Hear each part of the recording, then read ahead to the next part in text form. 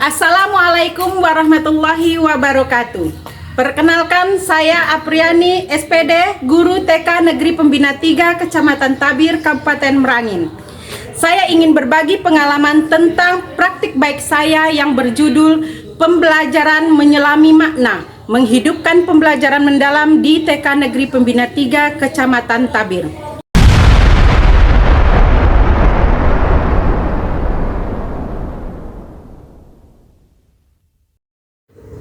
Selamat datang dalam perjalanan kami di TK Negeri Pembina 3, Kecamatan Tabir.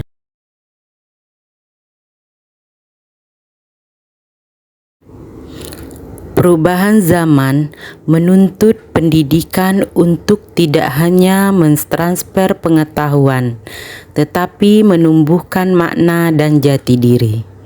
Di ruang-ruang kelas anak usia dini, seringkali pembelajaran hanya tampak seperti bermain tanpa arah.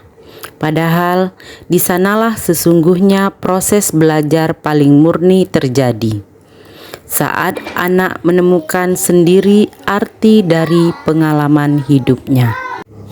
Melalui pendekatan pembelajaran mendalam, saya ingin menghidupkan semangat bahwa setiap aktivitas belajar di TK bukan sekadar hafalan warna, bentuk, atau angka, melainkan proses memahami kehidupan. Inilah upaya kami menghadirkan pembelajaran yang berpihak kepada anak, selaras dengan 8 dimensi profil lulusan. Namun tentu tantangannya tidak ringan. Banyak orang tua masih berpikir bahwa hasil belajar anak di TK hanya diukur dari seberapa cepat mereka bisa membaca, menulis, dan berhitung. Disinilah peran guru menjadi penting, mengubah ruang kelas menjadi laboratorium makna, tempat anak menemukan, bertanya, dan mencipta.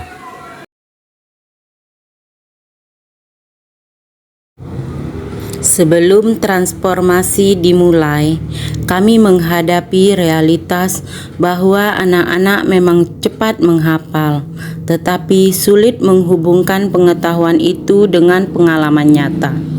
Mereka tahu ini merah, tapi tidak tahu mengapa api berwarna merah atau makna warna merah dalam kehidupan sehari-hari. Di sisi lain, guru pun menghadapi keterbatasan, baik dalam memahami konsep pembelajaran mendalam maupun dalam ketersediaan sumber belajar yang kontekstual. Belum lagi dukungan orang tua yang masih menitik beratkan pada hasil kognitif.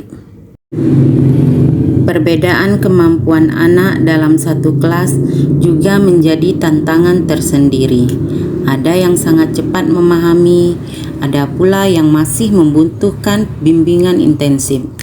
Semua ini menjadi titik awal refleksi, bagaimana menciptakan pembelajaran yang bermakna untuk semua anak, bukan hanya sebagian.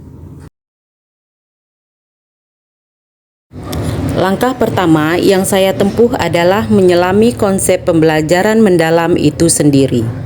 Saya belajar aktif melalui komunitas belajar dan ruang GTK, mempelajari bagaimana 8 dimensi profil lulusan bisa dihidupkan dalam setiap kegiatan anak. Pembelajaran mendalam berlandaskan 3 hal utama. 1. Pengembangan 8 dimensi profil lulusan. 2. Menerapkan prinsip dan pengalaman belajar bermakna. 3. Pengorganisasian kegiatan dalam kerangka pembelajaran yang utuh.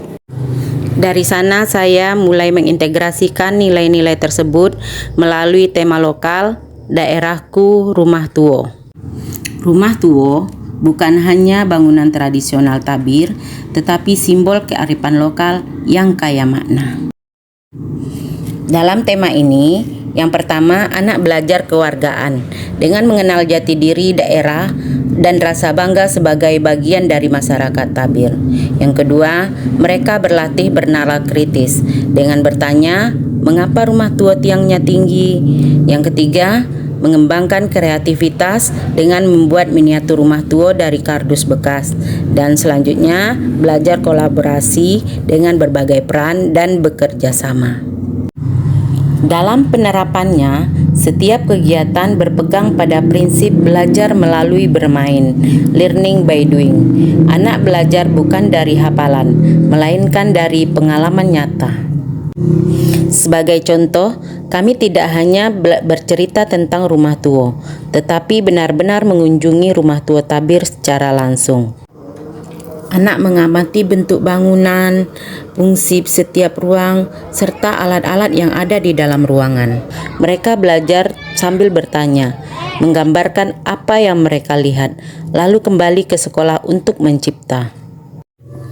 Semua kegiatan ini terorganisasi dalam kerangka pembelajaran yang utuh. Tahap yang pertama, pengantar, menumbuhkan minat dengan bercerita dan menampilkan gambar. Yang kedua, eksplorasi, menyelami makna melalui kunjungan lapangan dan diskusi. Yang ketiga, kreasi, mengekspresikan hasil pemahaman dengan menggambar atau membuat miniatur. Dan yang keempat, refleksi, saat anak menyampaikan perasaan tentang apa yang mereka pelajari. Dengan cara ini, setiap tahapan menjadi proses berpikir, berbuat, dan merasakan yang saling terhubung. Dampak positif pun mulai terlihat. Bagi anak-anak, mereka menjadi lebih percaya diri dan berani bertanya. Mereka mampu menjelaskan fungsi rumah tua dan alat-alat yang ada di dalamnya, serta makna di baliknya. Anak-anak juga lebih mandiri, terbiasa mengatur alat main, dan menghargai hasil karya teman. Bagi guru dan sekolah, semangat kolaborasi tumbuh.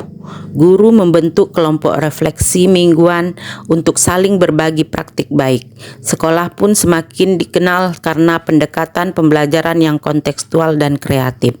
Kami bahkan mengadakan kegiatan pekan eksplorasi bermakna, tempat anak menampilkan karya dan pengalaman belajarnya kepada orang tua.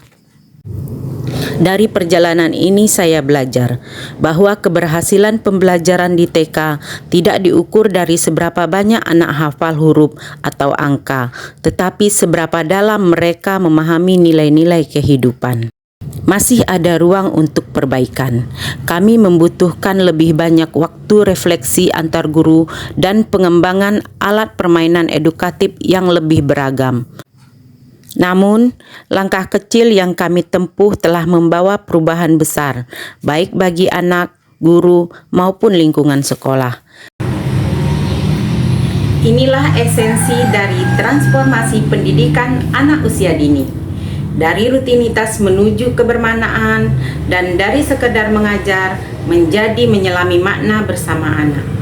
Semoga praktik ini dapat menginspirasi guru lain untuk terus menghadirkan pembelajaran yang hidup, kontekstual, dan berpihak pada anak. Terima kasih. Wassalamualaikum warahmatullahi wabarakatuh.